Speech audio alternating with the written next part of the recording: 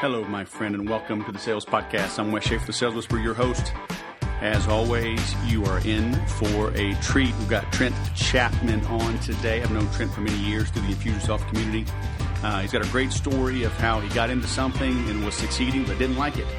And then things evolved and they morphed and evolved again to create a software business that he is thriving in, and that gives him the freedom to explore other things as well. So you're in for a treat there. If you've missed some of the past episodes, go check out Jesse Halleck, how he built up a $70 million business, 250 locations in his flip-flops. Sean Whalen, he says he's going to be president in 2020. And I kind of believe the guy. But he lost it all, including his marriage, his business, built it back, being very transparent. You'll hear how he did it. But there's a few potty words, shall we say, in that episode, but still worth listening to. Yakov Savitsky, he's a smart salesman, especially in social media, especially on LinkedIn. Check that out. Andy Stumpf, retired Navy SEAL, medically retired. He was shot, now holds multiple world records in those winged suits, those parachute things. He looks like a flying squirrel. Got to spend time with him last month, jumping on airplanes, but really insightful, smart individual. And then last couple, Nicholas Bailey, young guy, talks about being overweight in high school, how that impacted him, how he overcame that, and has built a thriving business with his wife, and they're still in their mid-20s. A lot going on there. And then finally, we just published Brian Keith Noonan. He was a Marine not once, but twice. He re-entered the Marine Corps after 9/11. So the guy is a patriot. He's a hero and a successful business owner. So check those out if you missed any of them. I am changing things up a little bit here as well. I need your feedback. I need you to take a quick survey for me. If you text the word whisper, WHISPER, whisper, to the phone number is just 44222. So it's a short code, right? So just 44222, text the word whisper. It's going to ask for your email.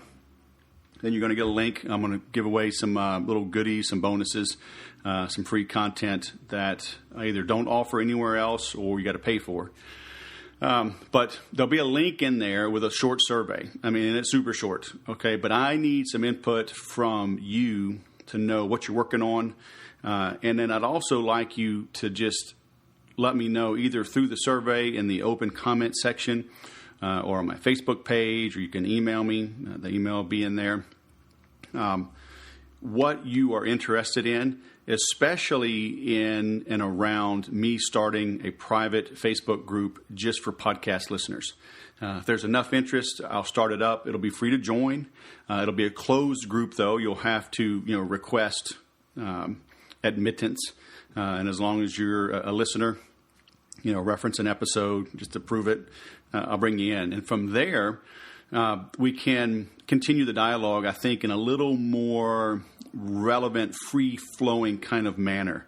I don't share all my notes from every episode. I copy and paste and try to clean it up and make some sense out of it. I talk with the guests, offline and beforehand, so not everything is recorded.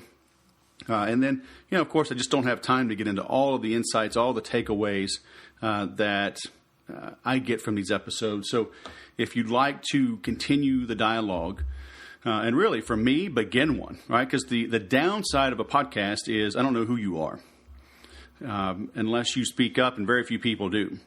And so by taking this to a private group, you can ask more questions. I can get a little bit deeper. I can get to know you a little bit more. I can get to know everyone as a community, understand some of the things you might be struggling with, whether it's advertising or cold calling or setting appointments, what have you. And then we can go a little bit deeper in that. So let me know if you'd be interested in that, okay?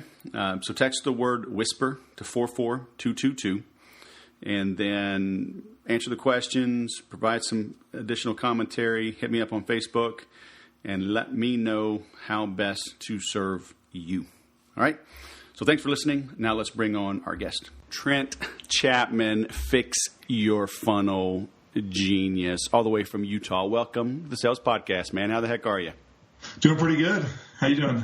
I'm good, but I will ask the questions here, okay? All right, that's fine. Do not turn this thing That's around. fine. Okay, look. I like to control the conversation. That's part of sales, right? We have to start this over again, okay? Man. I think third time's a charm. Let's go. Look, you keep interrupting. Okay, is it going to be like this the whole time? I mean, Possibly. Your Honor, a permission to treat as a hostile witness. Okay, permission granted.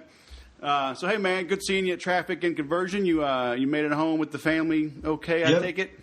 Yeah, I was only there for 2 days, Friday, Saturday. Flew back Saturday night. It was a good conference, though. I learned a lot. Met a lot of cool people. Very nice.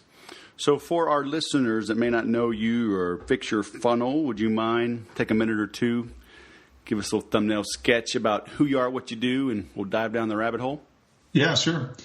I got into business, doing the mortgage business a few years back. Decided I hated that after a few years, and it was also a good time to shift markets when the market was crashing. I was doing construction lending, and I jumped right into doing short sales, helping people sell their home when they owed too much on their property. And that led me to my first experience with automation. I had a good system for doing short sales. I got a bank negotiator to leave the bank and start teaching people how to do the same thing, negotiate short sales. And so that got me into the information marketing business back in 2007.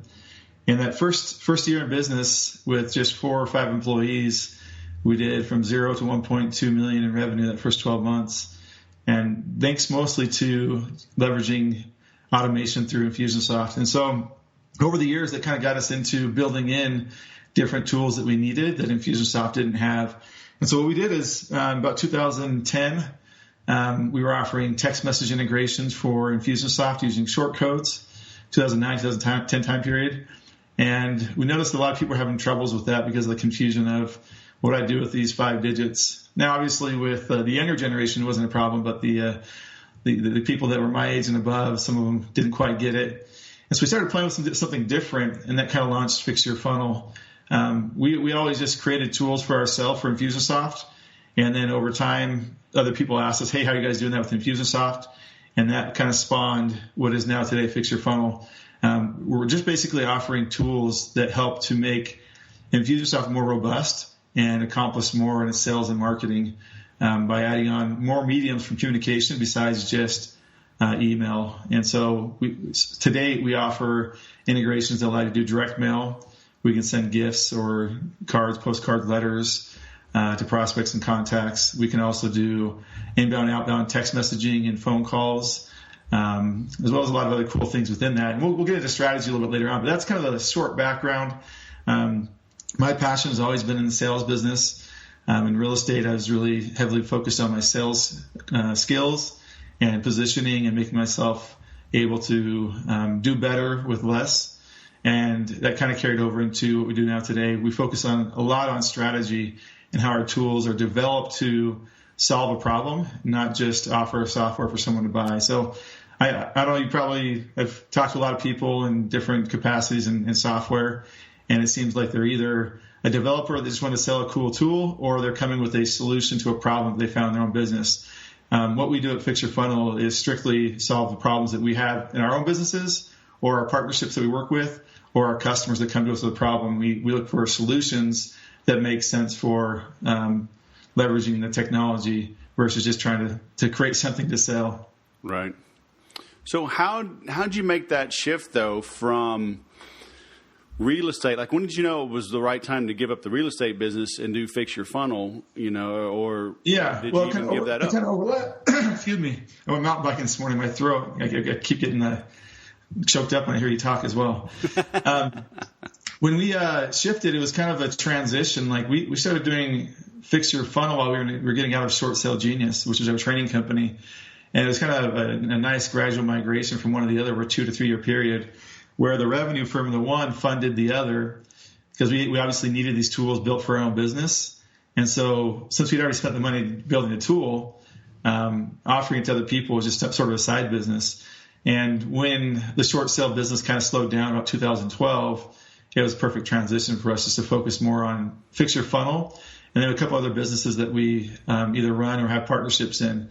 So again, Fix Your Funnel was never really our intention to build a software company, but it's a quite nice business. Does 7 figures plus a year recurring revenue, and we help a lot of businesses be very successful by leveraging the tools to fix problems in their sales and marketing processes. Right.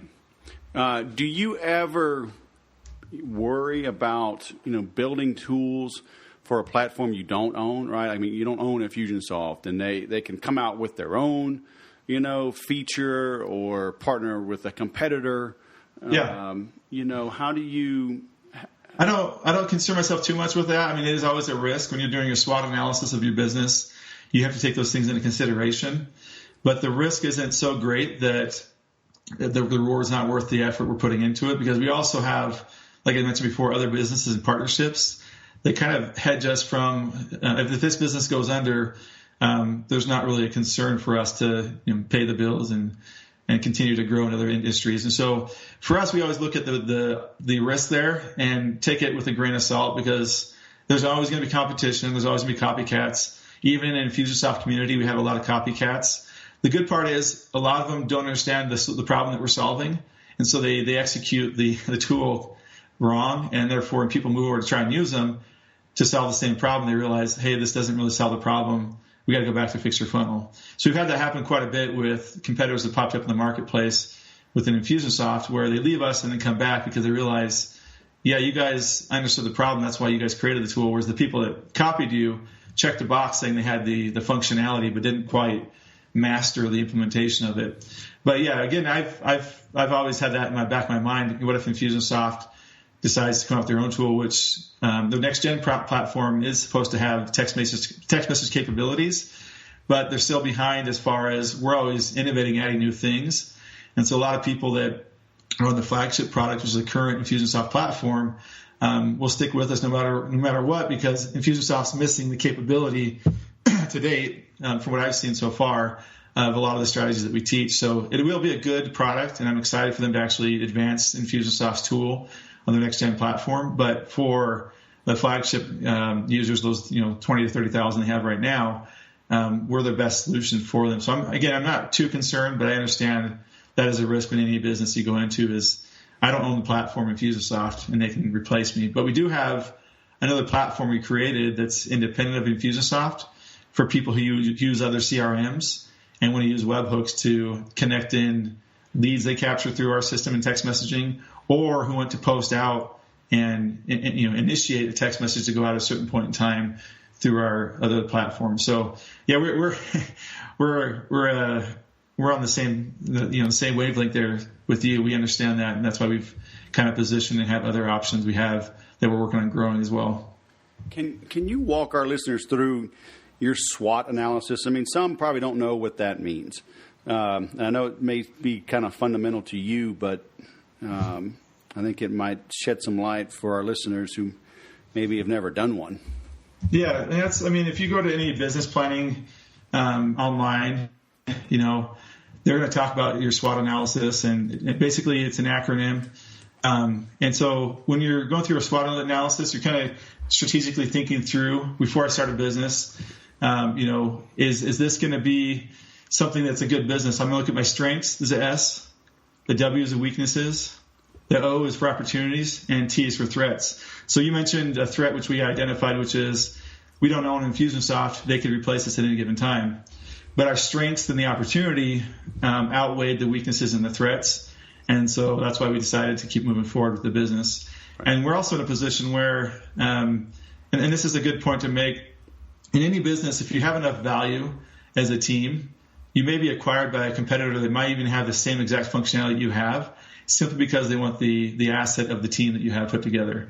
And so we're always focused on what is the asset that we have, and a big part of it's our collective brains and genius together, working together, and the other part is our understanding of the core problems that we're solving. So we always take into consideration our weaknesses and what threats we might be having currently and in the future. You can never predict everything in the future, but we take a good stab in the dark to try and figure out what are the possible threats to this business. And that helps us to make better strategic planning decisions in the future. Dude, there was a guy an umbrella back behind the hotel this past weekend. He said he could predict the future, and it was just $7. You didn't go see it? Oh, I'd pay him $20 if he can predict the future, maybe even $30. Yeah, I mean, he was a deal, dude. I mean, it was $7. I can't believe you didn't go see him. No, you didn't tell me. Yeah, that's why I don't bother with these SWOT analyses. I just go see the dude under an umbrella. If you got someone with a good crystal ball, that works too. Yeah, he didn't. He was so good, he didn't even need it. I mean, he was just hanging out behind the Hyatt. I'll just go see him next time. That's amazing. Right? I'm telling you. Yeah, next time in San Diego, I'll have to check him out. I'm all about efficiency. It have saved me tons of time doing a SWOT analysis. I'm all about efficiency. Yeah, for sure. But yeah, that's kind of like the thing that we look at. Obviously, is there's always risk in every business. If you let the risk and the fear stop you, then you're probably not cut out for business, because there's always going to be, stuff that comes up, things that change. You just got to be flexible, and you got to think about what are my assets and what is my strength. How am I going to overcome, these things? Just push forward. Fear can stop you, but if you have faith that you can, get things done, then just rely on that to, hope for the better future and keep moving forward. Yeah, I see a lot of people, especially in the Futuresoft community, just allow themselves to be crippled anytime a change comes up. And they want to go in the private Facebook group and vent. I'm like, people, how much money is that making you? Yeah, always got to keep pushing forward. It's like shouting at the ocean, right? They made a decision, go. I found out about their text message integration for next gen product back in PartnerCon in September, October, whenever it was. And initially had that feeling of, man, that kind of sucks, because they basically copied a lot of the stuff that we brought to their platform. So as a developer, we felt kind of like first offended, second flattered. Because whenever you bring something to a platform like Infusionsoft and you solve a problem that existed there, and you don't get you don't get recognized or paid for that, you kind of feel slighted. But at the same time, we recognize change is going to happen, so let's just keep pushing forward. And we're going to continue to dominate what we do, which is innovate solutions for problems that people have in sales and marketing, leveraging technology. So we could have made two choices. One, shut down in fear and just stop marketing, stop growing, and then just focus on, writing out what we got. But we always move forward as if, we have that control to influence to a certain degree. And when things do actually change, that's when we'll make our change. So we're prepared for it. We're aware of it. We're watching for it, but we're not pulling back the reins until we see there's a reason to pull back the reins. Right. Yeah, I was going to ask, how do you know when to keep doing what you're doing versus add something new versus? I use a pretty simple metric for doing that. It's, am I growing and making more money? And I'll keep doing it. If I'm not, and I can see a market reason in the market that's not something I can influence or change, then I'll stop doing it. There's two types of people I see in business. There's those that are creators and those that are victims. Victims don't usually get too far in business, and they usually end up just, fizzling out and blaming everyone else. And the big difference is someone who creates great opportunity and a great business and a great future, they take responsibility for their business. They don't let outside influences, even though they're there and they're real, they don't blame those for where they are. They adjust to them. So those threats that they see in the business or the weaknesses that they have, they create a plan to overcome and get around and legally, obviously get around things. But they're not going to complain and blame the market and then stop doing anything. That's what a victim will do. A victim will say, what, Infusionsoft did this, so I can't make any more money in this industry or in this market. Versus one of the things we're doing is we're focusing more on strategy and helping people to see, that there's a better way to do what you're doing. And it's great to partner with people like this who can teach me the right strategy for actually getting to this result at a lower cost, higher ROI, and a longer lifetime value of a customer. So we know our value and what we can provide to this market, and we also know we can provide it to a larger market. So we're not staying in this one community. I know you've done that in the past as well, where you've kind of branched out to different opportunities, not just Infusionsoft, and that allows you to be in a position if things ever change that you can now create something bigger and better even, and not feel like the change has destroyed your whole world. So that's the thing. I like to work with people who are creators, who don't let outside circumstances dictate their future. Something that a mentor taught me, just keep this in mind anytime you talk to someone you can point them out immediately when there's a creator or a victim. A mentor taught me, as soon as you blame something or someone else, you've lost all power to change. You've given that power essentially to that person. So if I blame Obama or Trump for my circumstances, then Obama and Trump have power over my life. If I don't allow them to control my life, the president of the United States doesn't have control over my business, and whatever they do with policies, sure, they might impact me in a small degree, but as soon as I focus on that and I blame someone else for my circumstances, I have now lost the power to change that thing. So that's just something that I'm strongly, preaching that to my people. Even my kids know that. They know the difference, and we preach it at home that if you're a creator, you can make anything happen. If you're a victim, you're always going to be, at the mercy of whoever you're blaming or whatever you're blaming at the time. Thanks, Obama. Is that what you're saying? Yeah, thanks, Obama. I love it. I mean, it's true because everybody's, this whole victim mentality nowadays just seems to be everywhere. And it's like, suck it up, Buttercup. Hey, I want to ask you a question now. I'm going to take the reins here. Goodness gracious. All right, Wes, one question. How about we talk about a strategy that is working really well for us? Does that work for you? Say that again. What? How about we talk about a strategy that's working amazing for us and some of the partners that we're working with? Fine. That's not really a question because you're going to tell me something. I said, how about? So I was getting your permission. Yeah, well, you should have privately texted me so I could ask that question. I don't even have a cell phone, right? Skype you whenever I want to chat or Facebook message you. Now I got to edit this, and I'm going to say, okay, now Trent, I'm really smart, so I'm going to ask you this question. Why don't you share a strategy that's really working well? All right, that sounds good, Wes. You're one of the smartest people I know, so that's glad you asked that question. I'm like the second smartest person on this interview, huh? Probably. It's pretty close. I'm gonna go over really quick the problem that we solved and why the strategy came about, how it came about. Because over the years we've kind of branched out into partnering with businesses that have a great product or service but just don't have the marketing and sales part down. And a lot of times we just charge them a fee for strategy. But in many cases, I saw the opportunity was too great just to collect a couple $1,000, and I wanted to actually be a part of that business long term. I like the owner, and that's a huge part. I've got to like the owner, and also I think the opportunity was a good opportunity to be involved with. And so in this case, we proposed to them to have a large percentage of ownership in exchange for managing all the sales and marketing part of their business. And this business had been around for a couple months. They were doing about $5,000 a month, so there was nothing really to even get by on. Had pretty good margins. The guy had another side business he was doing. So what we decided to do was partner with him on the marketing sales side, let him keep his salary in the business. So he'd stay motivated to run everything while we just were involved in the day-to-day strategy and running the marketing.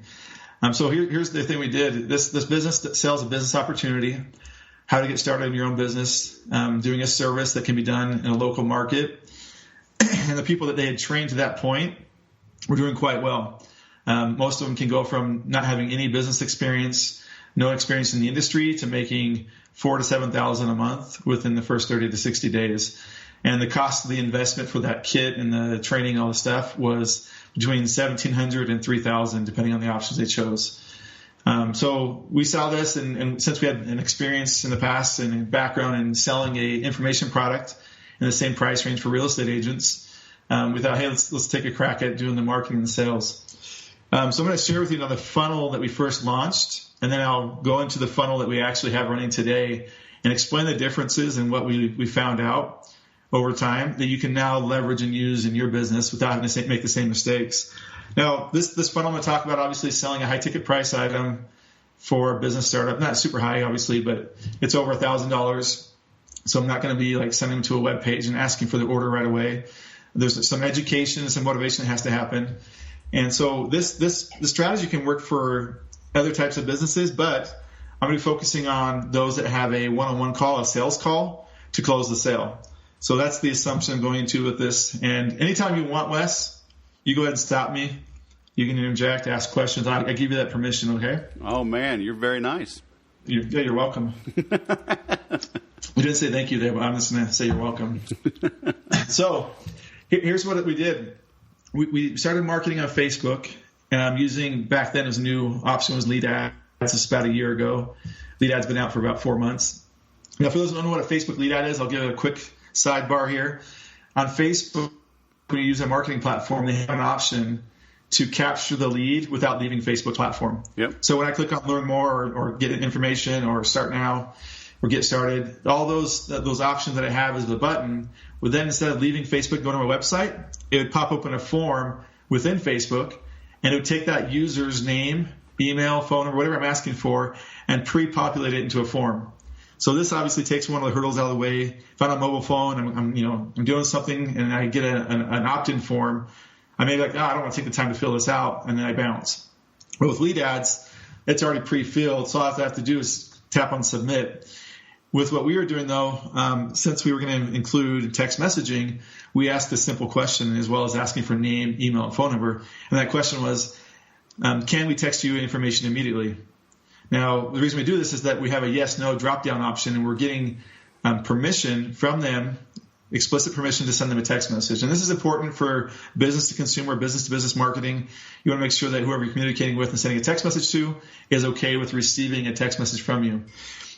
And here's what's interesting, Wes. When we started this, about 50% of the people said, yes, you can text me, right? Okay. We made a simple tweak or adjustment within the first 30 days. We tried different web forms and different questions in that lead ad form. And the question that worked the best was, would you like to receive information via text immediately? And why do you think that made a big difference? We got a 50% bump in conversions from 50% to 75% more that we're opting in to receive text messages. What would be your best guess of why going from can we text you information to would you like to receive information immediately via text?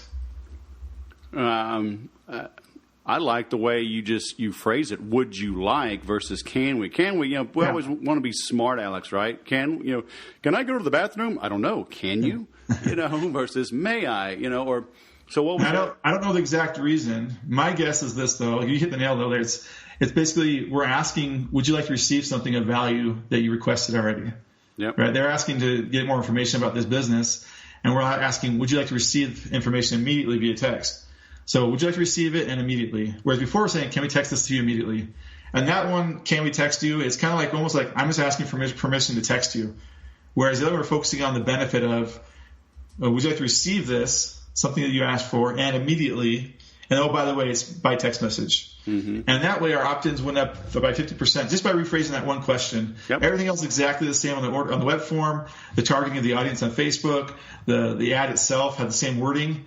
Same image. The only difference was the web form changed from can we text you this information immediately to would you like to receive this video via text immediately or information via text immediately. Right. So that change alone just bumped the opt-ins of yes, you can text me by 50%. So from 50% to 75% just by doing that. So that was the first thing that we kind of happened upon in that process.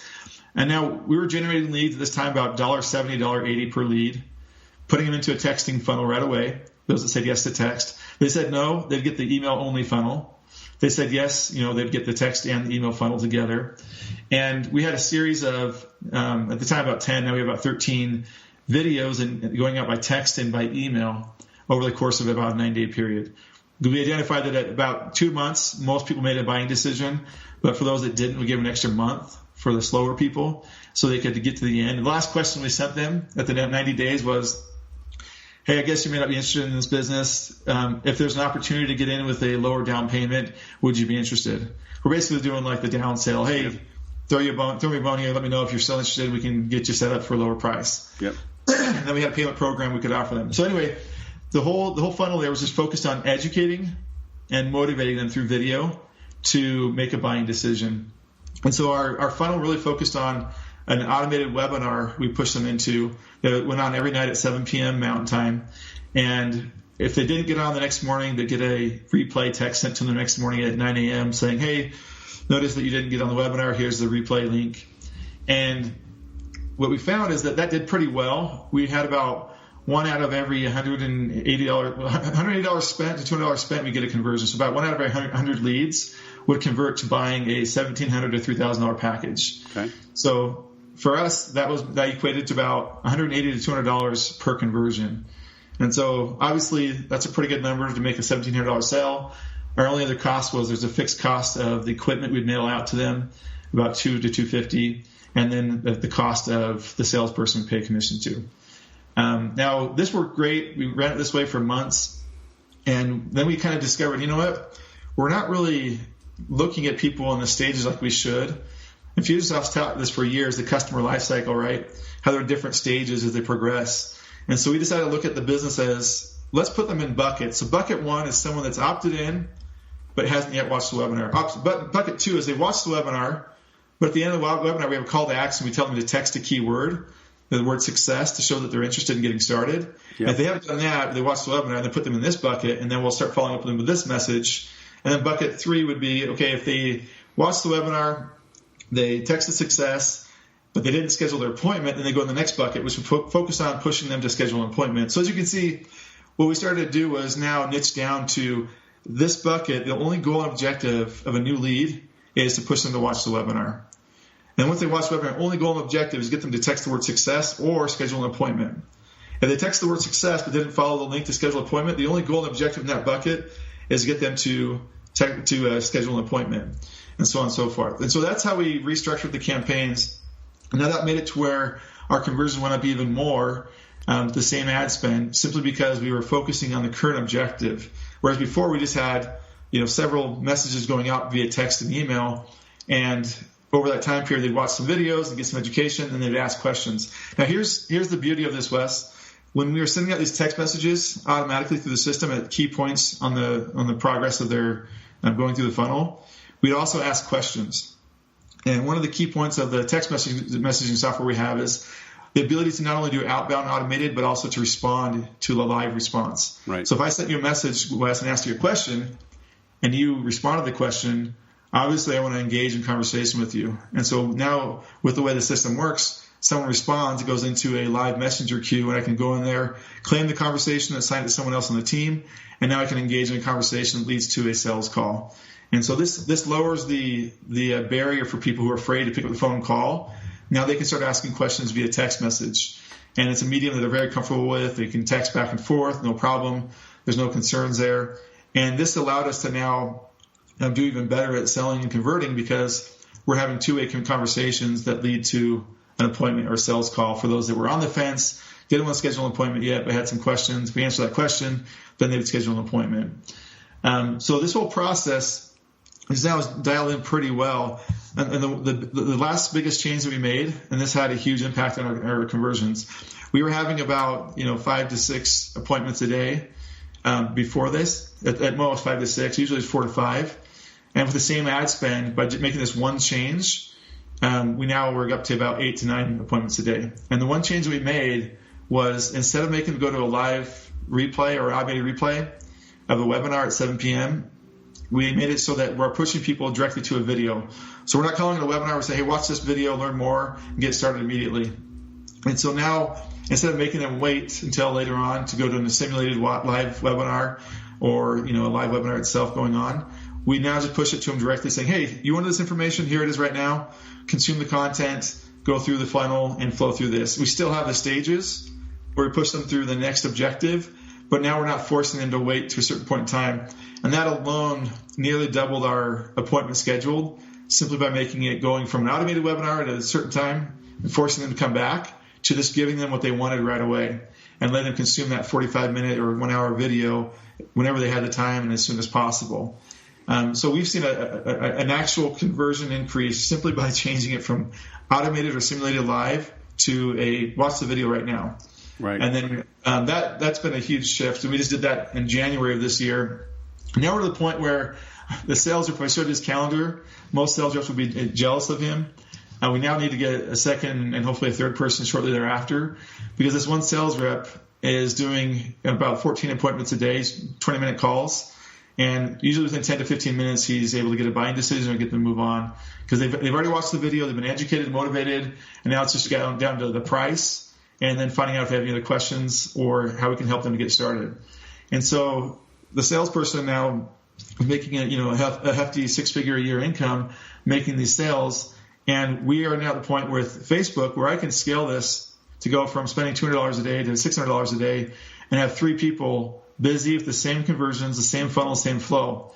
And so that's what we're now working on, is now scaling that. We've got everything worked out and the margins are good. we can now scale this profitably and predictably as long as Facebook's metrics, keep working out.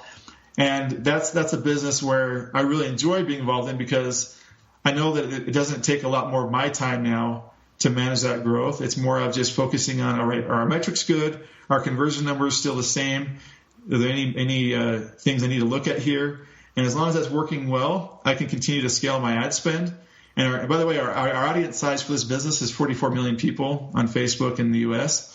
And so we have a pretty large audience. We're not going to tap that audience anytime soon. And so we're really seeing a great ROI on that without having to really spend a lot of time in the business. And so this strategy is focused heavily on text messaging. And we did a comparison to say, okay, people who said, no, I don't want to text and got emails only, versus people who said, yes, you can text me. The conversion was 8 times better than those who said, yes, you can text me. There's 2 reasons now for that. It's not just because text is 8 times better than email, which probably could be by itself, but also those who say, yes, you can text me are usually more likely very interested. And so they're more likely to be your low-hanging fruit and your easy buyers. Right. Versus those who say no. But there is a big difference between having an email-only campaign, we're relying on one medium, and then a text campaign included as well. And here's what we're working on the next 30 days. And this will hopefully get a lot of you guys excited, is obviously remarketing is a very important part of any business. Most businesses, especially small businesses, don't do it very well. Large businesses do it very well. They understand the ROI, and it's very cost effective doing remarketing. With Facebook and with a tool called SyncSumo, we're able to take audiences in different stages in using a saved search in Infusionsoft or in another system. We can use a saved search in a system called Engage CRM. It allows us to now take that saved audience and sync it every couple hours with Facebook into a custom audience on Facebook. And now as they progress through my funnel, I'm automatically showing them different ads on Facebook. I'm remarketing to those same people that came in through Facebook on the same medium that they were using to interact with us initially. And now I'm going through that process of engaging in conversation and showing them more videos and educating them and motivating them through Facebook, text message, and email.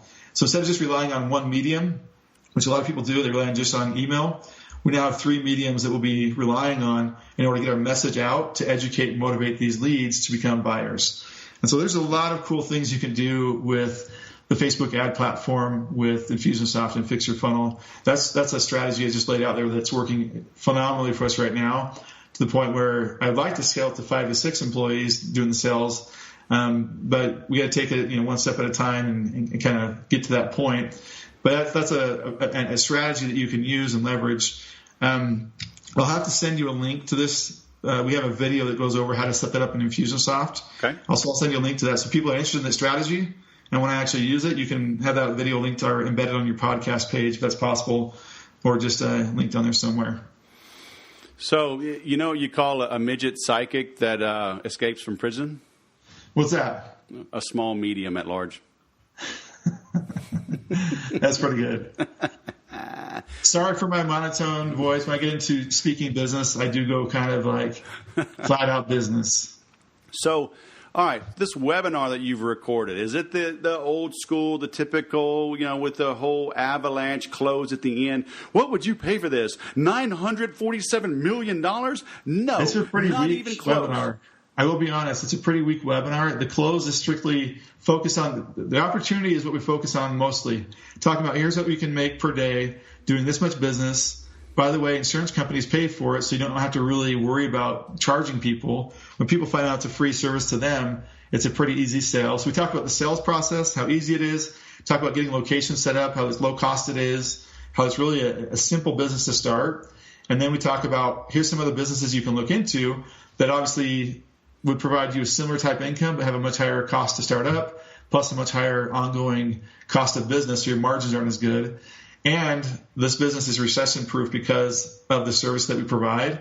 So we go into all the benefits of why they want to get in this business. And we're targeting people who are making $2,000 to $4,000 a month working a job that they hate. Right. So that's our target audience. A lot of them don't have enough money to get started, but some of them can borrow it or have a credit card.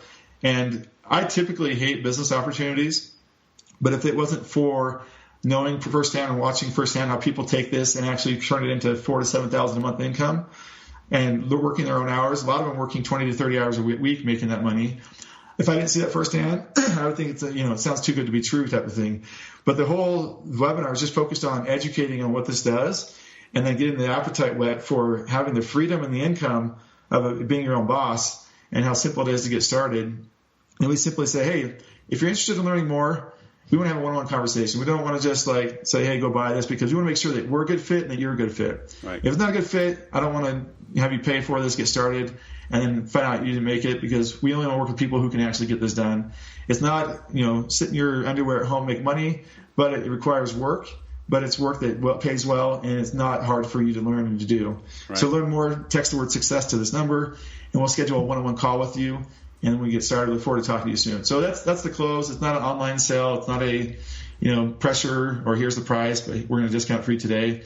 That's all done on the one-on-one sales call. It's strictly focused on showing them opportunity. Is this something you'd be interested in? If so, and you think you got what it takes to get it done, let's have a conversation. Right. And that's our close. That's awesome. I think I'm going to have to change my process on something. Good thing we talked. It's a beautiful strategy. I mean, I'm not the brightest guy, but by testing and tweaking, I figure out quite a few things that otherwise I wouldn't. So that's one takeaway I want everyone to get from this is whatever you're doing, you can probably test and tweak and get something different out of it, but don't spend the time unless you can justify it. Because sometimes people will spend hours and weeks focusing on a small thing that might get you a 5% bump in overall conversions.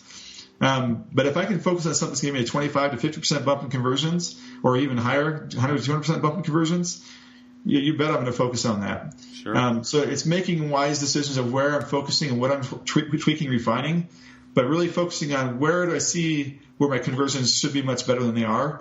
And I usually use other people's businesses as benchmarks.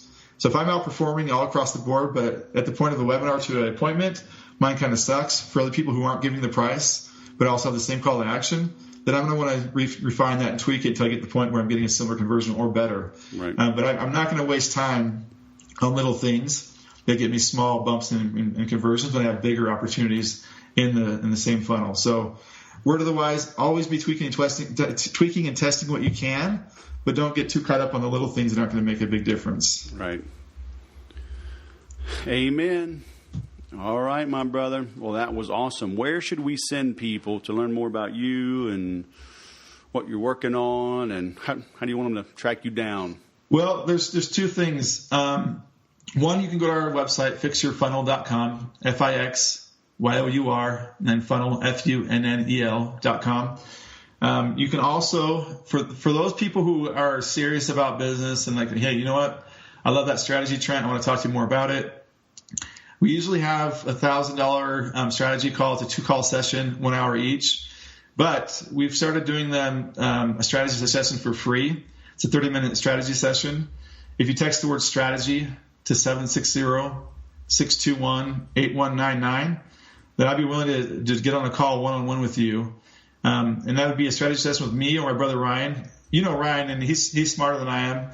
I'm better looking, but he at least has the brains. But either one of us can help you identify a strategy for your business. And in most cases, we don't actually end up working with the people. We just help them find a good strategy. And here's the thing, Wes, and you're the same way. Ryan and I have a passion for helping small business owners. We've been in the spot where we didn't have enough to make ends meet, and someone gave us a handout to, here's some information that'll help you change your life. And it totally transformed our business and our future. And so because of that, we're always willing to help out small business owners who are willing to work their butt off to get things done. And so we offer these strategy calls for people who are either in a great position and want to get even better, or who feel like, hey, I need a little bit better strategy in order to get my business going. Right. As long as people are willing to take that information and apply it, I'm willing to share it. So we'll do those one-on-one strategy calls, or you can go to the website, check it out. We have a live chat on our website. You can ask questions there. Our support team is amazing. They'll answer questions for you, help you get an idea of a good strategy for you. Right. So tell me that number again, 760. Yeah, 760-621-8199. Just text the word strategy. Okay. If you don't know how to spell that, then don't text it. You should know how to spell strategy. Otherwise, well, if they can spell whisperer, they can spell strategery. Okay, I hope so. Yeah, text the word strategy. They'll go through an automated conversation. They'll kind of give you an idea how that works.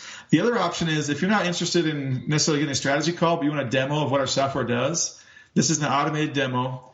Just text the word demo to that same number, DEMO, to 760-621-8199.